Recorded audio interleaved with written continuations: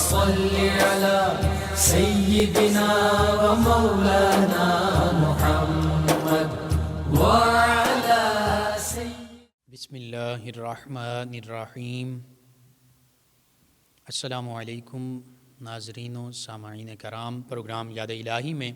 روزانہ عظیم ہستیوں کے تذکارے پاک کیے جاتے ہیں اور کچھ ایسے موضوعات پر گفتگو ہوتی ہے جن سے آپ کو رہنمائی حاصل ہوتی ہے۔ آج حضرت امام غزالی علیہ رحمہ آپ کے تذکارے خیر بھی ہوں گے، اور اس کے ساتھ ساتھ آپ نے جو اپنی کتابوں میں قرآن و سنت کی روشنی میں مسلمانوں کے حقوق بیان کیے ہیں وہ بھی آج میں عرض کروں گا، اس پر بھی گفتگو ہوگی۔ اس سے پہلے کتاب الشفا سے آج کا وظیفہ، اولاد کے حصول کی قرآنی دعائیں۔ بعض اوقات ہمارے مسلمان بہن بھائی بے اولاد ہوتے ہیں، شادی کا کافی عرصہ گزرنے کے بعد بھی اولاد کی دولت نہیں ہوتی، تو اس دوران میڈیسن کے ذریعے علاج بھی کروانا چاہیے۔ علاج بھی سنت نبوی صلی اللہ علیہ وآلہ وسلم ہے، اور اس کے ساتھ ساتھ دعا اور وظیفہ اور روحانی علاج جو ہے یہ بھی کروانا چاہیے۔ تو میڈیسن کے ذریعے بھی علاج لازمی کروائیں، اس کے ساتھ ساتھ اللہ سبحانہ وتعالی کو یاد کریں جو حقیقت میں اولاد سے نوازنے والا ہے۔ تو قرآنی دعائیں، کل بھی کچھ دعائیں اور وظائف بتائے تھے، وہ بھی آپ اپنے معمول کا حصہ بنائیے۔ آج دو قرآنی دعائیں جو ہیں یہ لازمی آپ پڑھیں جو بھی بے اولاد ہیں۔ پہلا سورہ آل عمران کی آیت مبارکہ 38، سورہ آل عمران تیسرے پارے میں ہے، اس کی آیت مبارکہ 38، اور سورۃ الانبیاء 17ویں پارے میں ہے، اس کی آیت مبارکہ 89۔ ان دونوں آیات بینات کو ہر نماز کے بعد 13 مرتبہ پڑھنے والے کو انشاءاللہ اولاد کی نعمت حاصل ہوگی۔ سورۃ آل عمران آیت مبارکہ 38 سورۃ الانبیاء آیت مبارکہ 89 ان دونوں آیات بینات کو ہر نماز کے بعد 13 مرتبہ پڑھنے والے کو انشاءاللہ اللہ سبحانہ وتعالی اولاد کی نعمت سے نوازے گا۔ آیات بینات اور ان کا ترجمہ سماعت فرما لیں۔ سورہ آل عمران کی آیت مبارکہ 38، ربی حب لی من لدنک ذریۃ طیبہ انک سمیع الدعاء، ربی حب لی من لدنک ذریۃ طیبہ انک سمیع الدعاء، اے میرے پروردگار، اے میرے رب، مجھے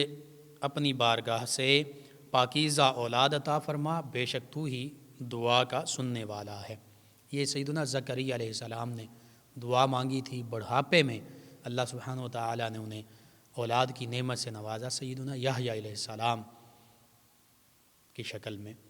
اور کئی واقعات ہم نے خود دیکھے کہ بڑی عمر میں جا کے اللہ سبحانہ وتعالی نے، پوری زندگی اولاد نہیں ہوئی، اور دھیڑ بند میں یا بڑھاپے میں جا کر اللہ سبحانہ وتعالی نے اولاد سے نواز دیا۔ اللہ سبحانہ وتعالی ہر چیز پر قادر ہے، اس لیے اللہ کی رحمت سے امید رکھتے ہوئے ضرور یہ دعائیں، یہ قرآنی آیات پڑھیں۔ دوسری آیت مبارکہ سورۃ الانبیاء کی آیت مبارکہ 89، رب لا تذرنی فردا وانت خیر الوارثین، رب لا تذرنی فردا وانت خیر الوارثین، ترجمہ ہے میرے رب مجھے اکیلا مت چھوڑ اور تو سب وارثوں سے بہتر وارث ہے۔ تو یہ آیات بینات دونوں لازمی پڑھیں۔ اس کے ساتھ ساتھ سورہ کوثر 101 مرتبہ یا 111 مرتبہ روزانہ پڑھیں، اول آخر 11 مرتبہ درود پاک پڑھیں۔ انشاءاللہ ان دو دعاؤں کی بدولت اللہ سبحانہ وتعالی اولاد کی نعمت سے نوازے گا، اور خصوصاً سورہ کوثر پڑھنے سے ساتھ دعا بھی مانگیں، اللہ تعالی اولاد نرینہ سے نوازے گا۔ اللہ کے پیارے حبیب مکرم صلی اللہ علیہ وآلہ وسلم کے صدقے سے دعا مانگیں، انشاءاللہ اللہ سبحانہ وتعالی اپنے پیارے حبیب مکرم صلی اللہ علیہ وآلہ وسلم کے وسیلے اور تصدق سے آپ کو اولاد کی دولت، نعمت اور رحمت سے نوازے گا۔ اس کے ساتھ ہمارے لسنرز اکثر پوچھتے ہیں فالج کے حوالے سے، فالج کا روحانی علاج کیا ہے؟ تو اس حوالے سے میں نے عرض کیا تھا سورہ رحمان صبح اور شام 3 مرتبہ وہ پڑھی جائے، اسے سنا جائے اور پانی پر دم کر کے پانی پیا جائے۔ اس کے ساتھ ساتھ اندھے پن یعنی نابینا ہونے سے بچنے کے لیے کوڑ برس، یہ جو جلد کی بہت ہی بڑی بیماریاں ہیں، اور فالج سے حفاظت کی دعا، یہ آپ سماعت فرما لیں۔ یوٹیوب چینل یاد الہی سے ڈاؤن لوڈ کر کے دیکھ بھی سکتے ہیں، پڑھ بھی سکتے ہیں، سن بھی سکتے ہیں۔ سیدنا عبداللہ بن عباس رضی اللہ عنہما صحابی رسول ہیں، ان سے روایت ہے کہ رسول اللہ صلی اللہ علیہ وآلہ وسلم نے حضرت قبیصہ رضی اللہ عنہ ان سے فرمایا کہ جب تم صبح کی نماز پڑھ لو، فجر کی نماز ادا کر لو،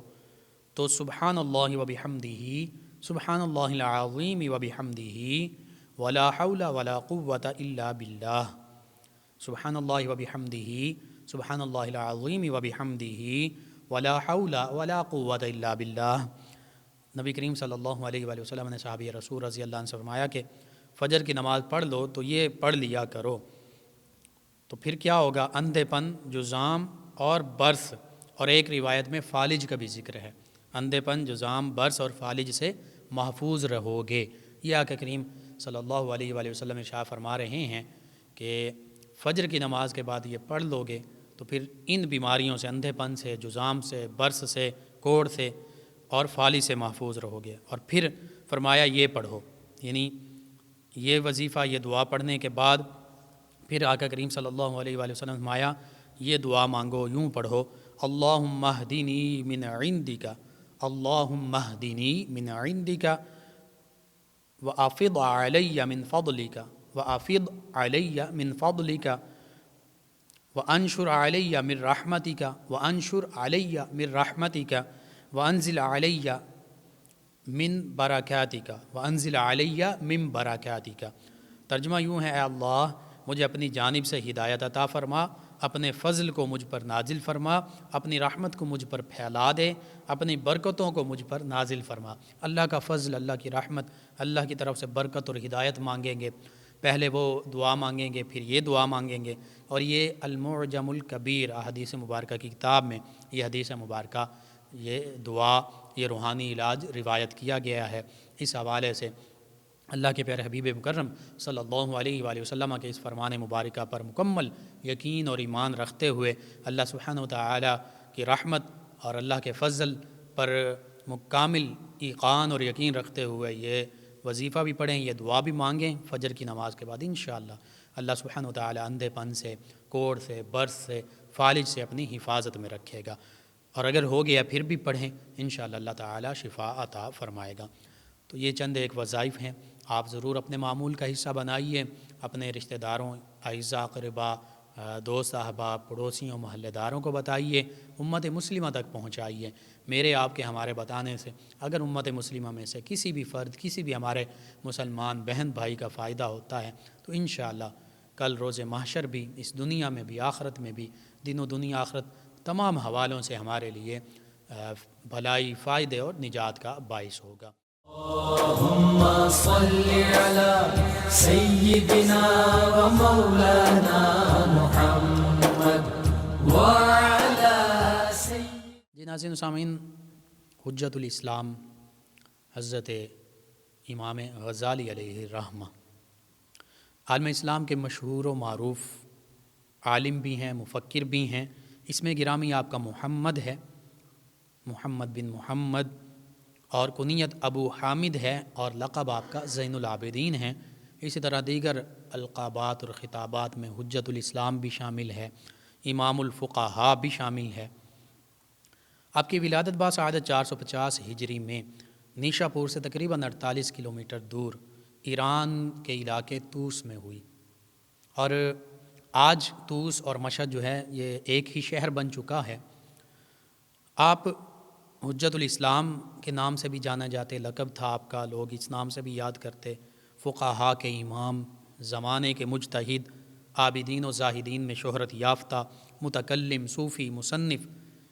اور اپنے زمانے کے بہت بڑے امام تھے، مفسر تھے، محدث تھے، فقیہ تھے، درویش تھے، عالم دین تھے، عالم ظاہر و باطن تھے، فلسفی تھے، جو فلاسفرز ہیں ان کے امام آپ گزرے ہیں۔ تو یوں جتنے بھی آپ کے زمانے میں علوم تھے ان پر آپ کو مکمل عبور حاصل تھا۔ آپ کے والد گرامی جو ہیں محمد، ان کا بھی نام تھا، وہ سود کا کاروبار کرتے تھے، سود کاٹتے تھے، اسی وجہ سے غزالی آپ کہلائے۔ اور طوس میں ہی اپنی دکان پر وہ سود جو کاٹتے تھے وہ بیچا کرتے تھے، حتیٰ کہ بہت نیک اللہ کے ولی بھی تھے، عبادات میں بھی وقت گزارا کرتے، اولیاء کرام کی بارگاہ میں بھی ان کے والد گرامی حاضر ہوا کرتے، علماء کرام کے مجلس میں حاضر ہوا کرتے، علماء و اولیاء کرام کی خدمت بھی کیا کرتے، اور ان کی بارگاہ میں عرض بھی کیا کرتے کہ دعا فرمائیے اللہ سبحانہ وتعالی مجھے بیٹا عطا فرمائے جو فقیہ بنے۔ خود بھی اللہ کی بارگاہ میں رو رو کر دعائیں کیا کرتے اور یہی دعا کرتے اللہ مجھے ایسا بیٹا عطا فرما جو فقیہ بنے۔ اللہ سبحانہ وتعالی نے ان کے والد گرامی کی دعا کو شرف قبولیت بخشا اور حضرت امام غزالی علیہ رحمہ کی شکل میں آپ کو ایسے عظیم صاحبزادے سے نوازا کہ جو دنیا علم پر ایک درخشندہ ستارہ بن کر ابھرے اور چمکے۔ بہرحال حضرت امام غزالی علیہ رحمہ نے طوس میں ہی علم حاصل کیا، ابتدائی علم، پھر آپ کے والد گرامی جو ہے بچپن میں وصال کر گئے، تو والد گرامی نے جو بھی ان کے پاس سرمایہ تھا، مال و دولت تھی، اپنے ایک صوفی درویش دوست ان کو دی اور فرمایا کہ میرے دونوں بیٹے، ایک بیٹے یہ امام محمد غزالی ہیں، ایک دوسرے بیٹے امام احمد غزالی، فرمایا کہ ان دونوں کی تعلیم و تربیت میں لگا دینا۔ آپ کے والد گرامی کے ان دوست نے تعلیم و تربیت پر سارا پیسہ خرچ کیا، طوس سے، پھر نیشا پور سے، پھر بغداد سے، پھر مختلف علاقوں میں دنیا میں گھومے پھرے، حجاز میں گئے، بغداد پہنچے، علم حاصل کیا، حتیٰ کہ اس وقت میں امام الحرمین عبد الملک ضیاء الدین علیہ رحمہ جو حرمین کے امام بھی تھے، بہت بڑے مدرس بھی تھے، بہت بڑے عالم بھی تھے، ان سے آپ نے علوم حاصل کیے۔ اس کے بعد آپ نے ان علوم کو آگے پھیلایا، تفسیر پر بھی کتابیں لکھیں، حدیث سے متعلق لکھا، فقہ پر لکھا، مختلف علوم فلسفے پر لکھا، تصوف اور اخلاق پر لکھا، اور پھر اس دوران آپ شام بھی پہنچے، دمشق میں آپ نے کئی کتابیں جو ہیں وہ تصنیف کیں۔ پھر آپ نے خصوصیت کے ساتھ 4 گروہوں کا آپ نے ذکر کیا اپنی کتاب میں کہ متکلمین، باطنیہ، فلاسفہ اور صوفیہ، ان 4 کے بارے میں کہتے ہیں کہ میں نے ان کا مطالعہ کیا، ان کے بارے میں تفصیل کے ساتھ ریسرچ کی، ان کو پڑھا، اور آپ فرماتے ہیں کہ پھر میں اس نتیجے پر پہنچا کہ علم الکلام جو ہے یہ میرا علاج نہیں ہے۔ علم الکلام میں اگرچہ عقیدے پر بھی گفتگو ہوتی ہے اور اس کے ساتھ ساتھ مناظر، آپ امام المناظرین میں شامل تھے، فقہ شافعی کے پیروکار تھے،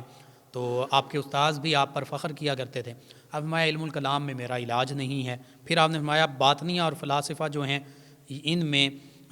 آفات میں نے دیکھیں، ان سے اپنا دامن چھڑا لیا۔ باطنیہ اور فلاسفہ جو ہیں یہ اللہ تک پہنچنے کا راستہ نہیں بنتے، آپ فرماتے ہیں اسی وجہ سے میں نے ان سے دامن چھڑا لیا۔ اور پھر آخر میں آپ نے تصوف کا مطالعہ کیا۔ جب تصوف کا مطالعہ کیا تو آپ فرماتے ہیں کہ تصوف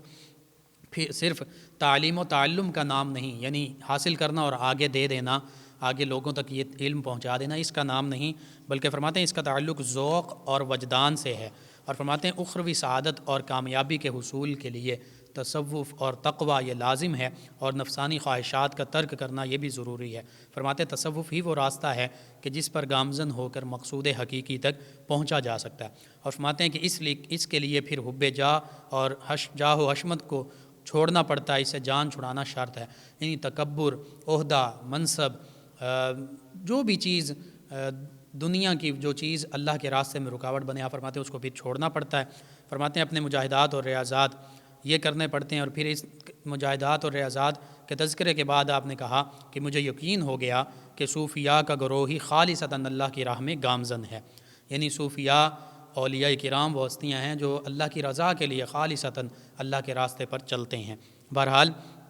آپ کو کیونکہ نام غزالی تھا، آج بھی اگر کوئی بہت بڑا عالم ہو تو اس کو غزالی زماں ہی کے لقب سے یاد کیا جاتا ہے، یعنی آپ کا جو نام ہے اسی کے ساتھ پکارا جاتا ہے، آپ کے لقب سے پکارا جاتا ہے۔ اللہ سبحانہ وتعالی نے آپ کو کرامات سے بھی نوازا، مختلف ممالک کے آپ نے سفر بھی کیے، اور پھر جب آپ تصوف پر گامزن ہوئے، اگرچہ آپ جامعہ نظامیہ بغداد کے پرنسپل رہے، مدرس رہے، کافی عرصہ 30 سال علم حاصل کرنے میں گزارے، بلکہ 30 سال تدریس میں بھی گزارے، اور پھر تدریس میں گزارنے کے ساتھ آپ نے آخر میں یہی نتیجہ اخذ کیا۔ آپ خود فرماتے ہیں کہ آپ کا یہ قول جو ہے توکل کا آئینہ دارہ، فرماتے ہیں جس کا جو کچھ اللہ کے لیے چلا گیا، اللہ کے راستے میں چلا گیا، ضائع ہو گیا، کہیں بھی لگ گیا، تو فرماتے ہیں اس کا بدل اللہ کے ذمہ ہے۔ پھر عاجزی انکساری کا اظہار اس طرح کرتے ہیں، کہتے ہیں کہ میں واعظ و نصیحت کرنے کا اہل نہیں، کیونکہ بعض ایک زکوٰۃ ہے اور اس کا نصاب نصیحت پکڑنا ہے، تو جو صاحب نصاب نہیں وہ زکوٰۃ کیسے نکالے؟ اسی طرح آپ نے اپنے علاقے میں باقاعدہ ایک روحانی خانقاہ کی بنیاد رکھی، خلوت نشین ہو کر وہاں پر لوگوں کو تصوف کا درس دیا کرتے، تزکیہ باطن کی طرف لگایا کرتے۔ حضرت خواجہ ابو علی فارمدی علیہ رحمہ، ان سے آپ بیعت ہوئے، جو کہ سلسلہ خواجگان، سلسلہ نقش بند کے بہت بڑے بزرگ تھے۔ ان سے ذکر اذکار اور اشغال سیکھے، یعنی اللہ کی یاد سیکھی کہ کیسے اللہ کو یاد کرنا ہے، اللہ اللہ کرنا سیکھا، کلمہ طیبہ کا ورد اور دیگر مراقبات جو بھی سلسلہ نقشبندیہ کا طریقہ رہا ہے، اور پھر دنیا سے بے رغبت ہو کر خشیت الہیہ سے سرشار ہو کر زندگی گزارنے لگے۔ آپ نے احیاء علوم الدین کتاب لکھی، کیمیائے سعادت لکھی، مکاشفۃ القلوب لکھی۔ یہ تمام کتابیں آج بھی اگر کوئی بندہ مومن پڑھ لے تو بہت زیادہ رہنمائی کرتے ہیں ہر حوالے سے۔ احیاء علوم میں آپ نے عبادات کا ذکر کیا، طہارت، ارکان اسلام، آداب تلاوت قرآن، ذکر اذکار، حلال و حرام کا بیان، اخوت و صحبت، خلوت نشینی، آداب سفر، نیکی کی دعوت، بدی کی ممانعت، اسی طرح اخلاق رذیلہ کے بارے میں بتایا کہ ان سے کیسے بچا جائے، اخلاق حسنہ کے بارے میں بتایا، توبہ، صبر، شکر، رجاء، خوف، فقر و زہد، توحید و توکل، محبت و شوق، نیت و اخلاق، محاسبہ اور تفکر، مراقبہ، ان کے فوائد اور ثمرات بیان کیے۔ یوں ہی خاص طور پر آپ نے اپنی کتابوں میں کیمیائے سعادت میں بھی جو مسلمانوں کے حقوق بیان کیے، ان میں سے چند ایک میں ضرور بتانا چاہوں گا۔ آپ فرماتے ہیں کہ معلوم ہونا چاہیے کہ ہر ایک کا حق اس کی قرابت اور تعلق کے مطابق ہوتا ہے، جو جتنا قریبی ہے اس کا اتنا زیادہ حق ہے۔ اللہ سبحانہ وتعالی نحن اقرب الیہ من حبل الورید، ہماری شاہ رگ سے بھی قریب ہے، سب سے زیادہ اللہ کا حق ہے۔ اسی طرح نبی رحمت صلی اللہ علیہ وآلہ وسلم نے فرمایا النبی اولیٰ بالمؤمنین من انفسہم، اللہ نے فرمایا نبی کریم صلی اللہ علیہ وسلم کے بارے میں کہ اے ایمان والوں، یہ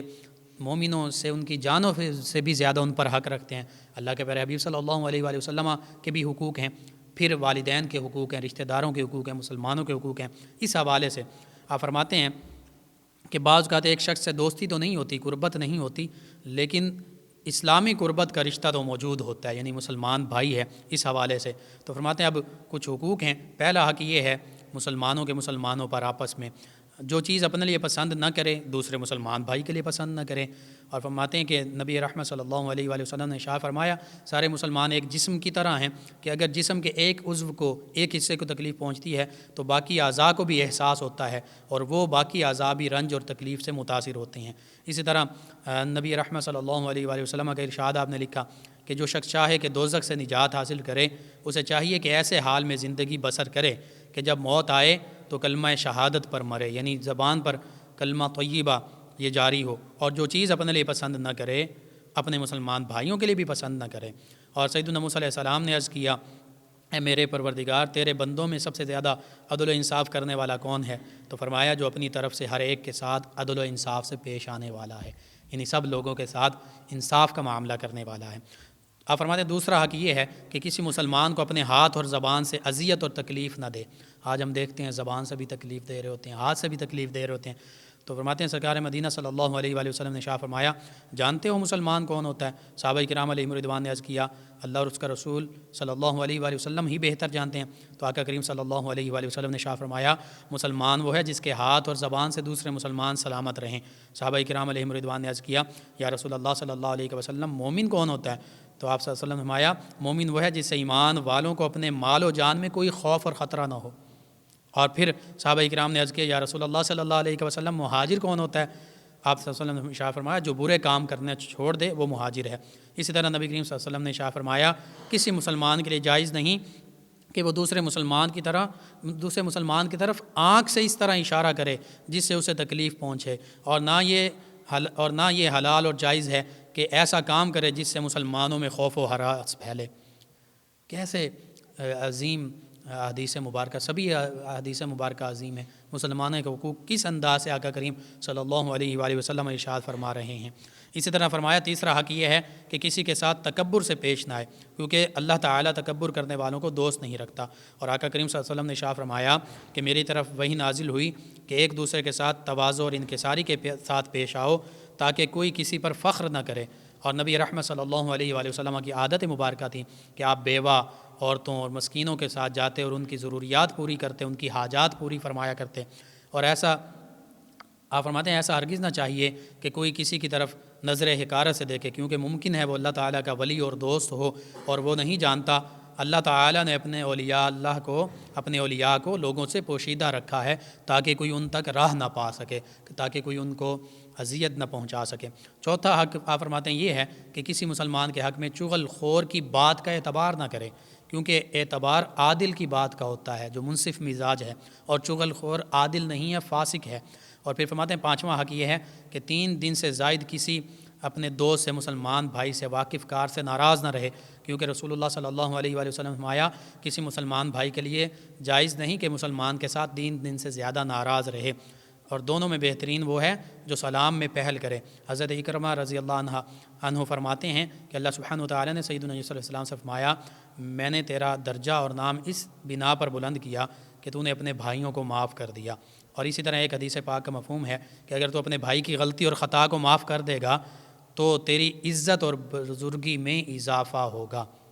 آج ہم چھوٹی چھوٹی بات پر لڑتے ہیں اور ہاتھ سے زبان سے تکلیف بھی دیتے ہیں، اور پھر کوئی معافی مانگے تو معاف بھی نہیں کرتے۔ تو اللہ سبحانہ وتعالی نے کہ جو سیدنا یوسف علیہ السلام کو عزت اور بزرگی عطا فرمائی اپنے بھائیوں کو معاف کرنے کی وجہ سے، اسی طرح حدیث مبارکہ میں کہ جو اپنے بھائی کو معاف کرے گا اللہ سبحانہ وتعالی عزت اور بزرگی عطا فرمائے گا۔ اسی طرح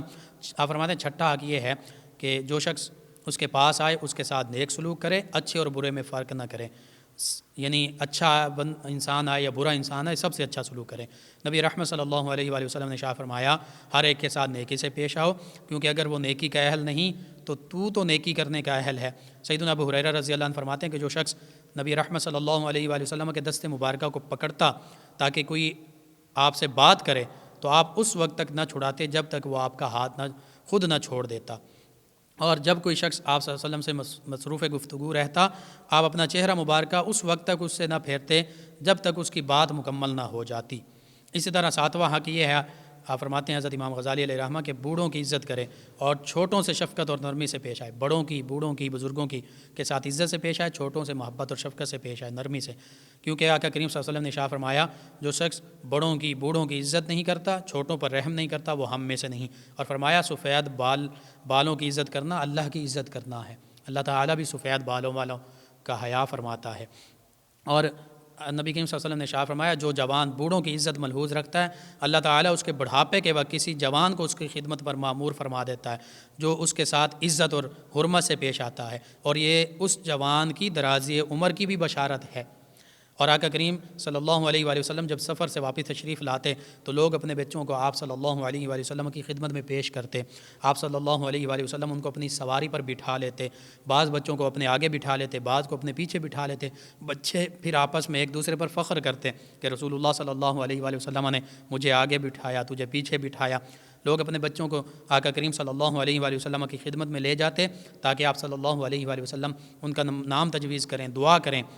آپ صلی اللہ علیہ وآلہ وسلم بچوں کو لے کر اپنی گود میں بٹھاتے۔ آٹھواں حق یہ ہے کہ تمام مسلمانوں کے ساتھ خندہ روئی اور کشادہ پیشانی سے پیش آئے اور سب کے ساتھ مسکراہٹ بکھیرتا رہے۔ آپ صلی اللہ علیہ وسلم نے اشارہ فرمایا کہ اللہ تعالیٰ کشادہ رو آسانی مہیا کرنے والے بندے کو دوست رکھتا ہے۔ اور سیدنا انس بن مالک رضی اللہ عنہ فرماتے ہیں کہ ایک بے سہارا عورت کہ جس کی بات کوئی سنتا نہیں تھا نبی کریم صلی اللہ علیہ وسلم کی خدمت میں حاضر ہوئی، عرض کرنے لگی یا رسول اللہ صلی اللہ علیہ وسلم مجھے آپ سے ایک کام ہے۔ آپ صلی اللہ علیہ وآلہ وسلم نے فرمایا اس کوچے میں، اس گلی میں جہاں چاہے بیٹھ جا، ہم تیرے ساتھ بیٹھ جائیں گے اور تیری بات سنیں گے۔ چنانچہ آقا کریم صلی اللہ علیہ وآلہ وسلم ایک جگہ بیٹھ کے اور اس عورت کی مکمل بات چیت سن کر ہی اٹھے۔ اور نوواں حق یہ ہے کہ کسی مسلمان کے ساتھ وعدہ خلافی نہ کرے،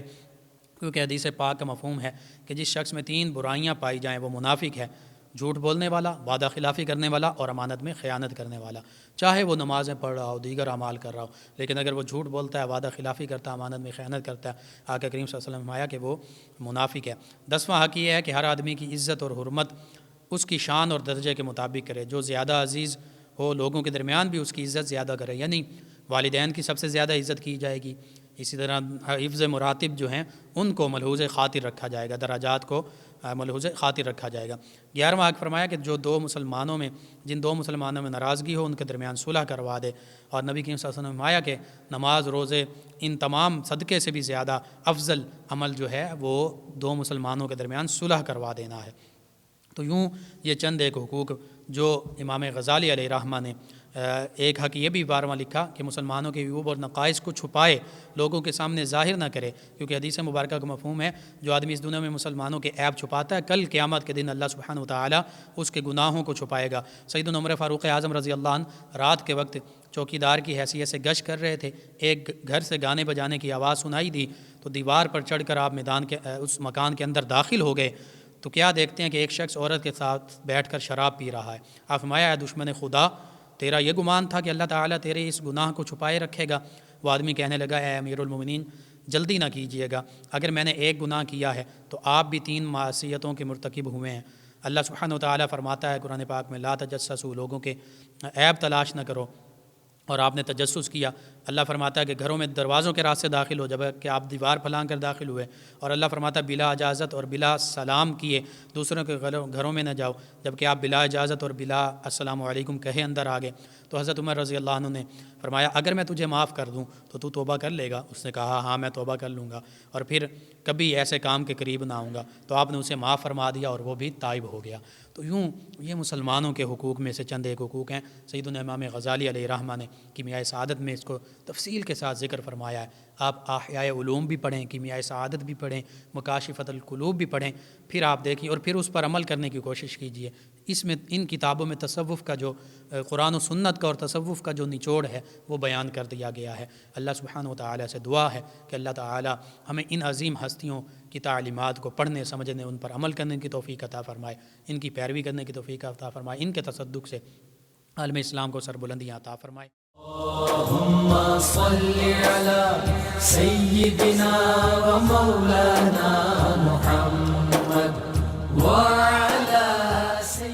آپ سماعت فرما رہے ہیں پروگرام یاد الہی۔ ناظرین و سامعین اس دوران ہمیں جوائن کیا عمر فاروق صاحب ہیں، کہتے ہیں السلام علیکم، آپ کا پروگرام بہت اچھا ہے، اور ستیانہ روڈ سے انہوں نے ہمیں جوائن کیا، جی آپ کا شکریہ۔ ہمارے ایک اور لسنر ہیں، نام نہیں لکھے، انہوں نے کہا کہ 1,24,000 پیغمبر کتنے عرصے میں بھیجے گئے اور چاروں کتابیں کتنے ٹائم میں نازل ہوئیں؟ جس حوالے سے کہیں بھی وضاحت کے ساتھ وقت کا دورانیہ نہیں لکھا ہوا۔ ہاں عام طور پہ یہ ہوتا تھا کہ زیادہ سے زیادہ 500 سال یا 1000 سال کے بعد کوئی نہ کوئی نبی یا رسول لازمی تشریف لاتے تھے، ان پر کتابیں بھی نازل ہوتی تھیں یا صحائف نازل ہوتے تھے۔ خصوصاً جو رسول اعظام ہیں وہ نئی شریعت لے کے آتے تھے، رسول اسی نبی کو کہتے ہیں کہ جو نئی شریعت لے کر آئیں۔ ان کائنات صاحبہ انہوں نے ہمیں جوائن کیا، کہا آپ کا پروگرام بہت اچھا ہے، شکریہ آپ کا۔ ہمارے لسنر ہیں، انہوں نے کہا السلام علیکم بھائی، گردے میں پتھری کا وظیفہ سورہ بقرہ پہلے پارے میں سورہ بقرہ کی آیت مبارکہ 74 41 مرتبہ پڑھ کر پانی پر دم کر کے پیتے رہیں جب تک گردے کی پتھری سے شفا نہیں ملتی، اس وقت تک یہ پیتے رہیں، انشاءاللہ اللہ تعالیٰ شفا عطا فرمائے گا۔ مظہر صاحب ہیں، اولاد نرینہ کے لیے وظیفہ، جی آپ یوٹیوب چینل یاد الہی سے ان کو ڈاؤن لوڈ کر کے دیکھ سکتے ہیں، پڑھ سکتے ہیں، سن سکتے ہیں۔ اللہ دیتا صاحب ہیں، موزہ تاجہ بیر والا غالباً اس سے، اور نماز جمعہ میں چند لوگ احتیاطاً نماز ظہر پڑھتے ہیں، ان کے لیے کیا حکم ہے؟ جس حوالے سے، اور سلام بھی کہا وعلیکم السلام، میں عرض کرتا ہوں بعض اولیاء کاملین صالحین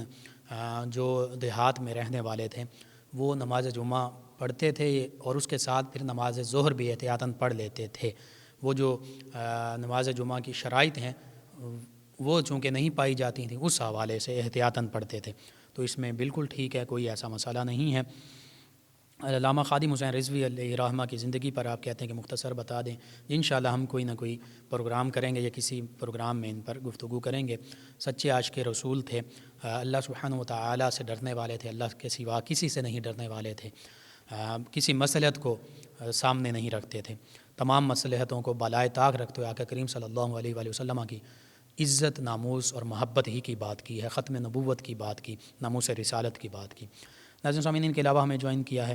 ہمارے لسنر ہیں عرفان صاحب، آپ نے جو میسیج کیا میں پڑھ نہیں سکا، آپ دوبارہ لکھ بھیجیں، انشاءاللہ آپ کا جواب میں آپ کا ضرور عرض کر دوں گا۔ مہک صاحبہ ہیں، انہوں نے اپنے خواب کا ذکر کیا، جی اس میں کوئی پریشانی کی ضرورت نہیں ہے، اللہ تعالیٰ بہتری فرمائے گا، بس آپ نماز پڑھیں، صدقہ خیرات کریں۔ ناظرین سامعین، ان کے علاوہ ہمارے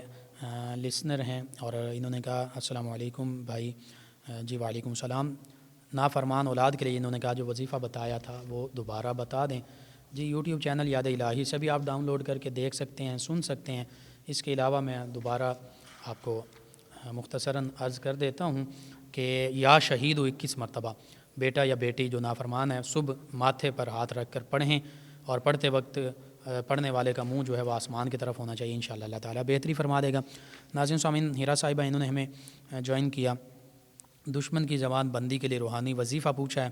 جی حقیقت میں اگر تو واقعتاً وہ عزت یا جان کے درپے ہو چکا ہے تو میں یہی عرض کروں گا سورہ کوثر کثرت سے پڑھیں, اور اسی نیت سے کہ یا اللہ میری حفاظت فرما, نقصان کے لیے نہیں کہ اس کا نقصان فرما بلکہ میری حفاظت فرما دے بس.